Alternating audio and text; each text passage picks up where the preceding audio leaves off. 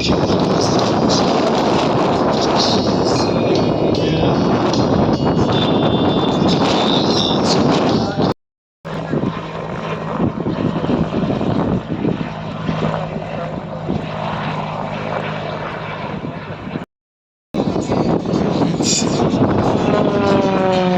on.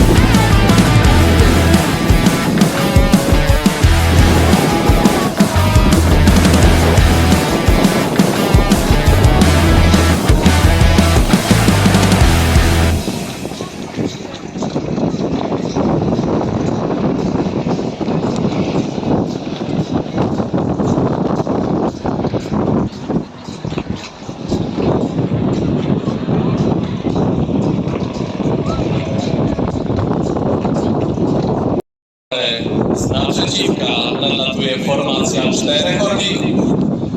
Mam zaszczyt przedstawić Państwu nowego lidera zespołu akrobacyjnego Orlik, kapitana Filipa Rybczyńskiego, którego jest to debiutancki sezon w roli lidera.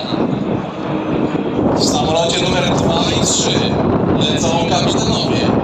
Kapitan Szymon Wojciszak, dla którego jest to również drugi sezon dopiero w zespole akrobacyjnym Orlik, oraz kapitan Adrian Giberle, który jest naszym zacnym solistą.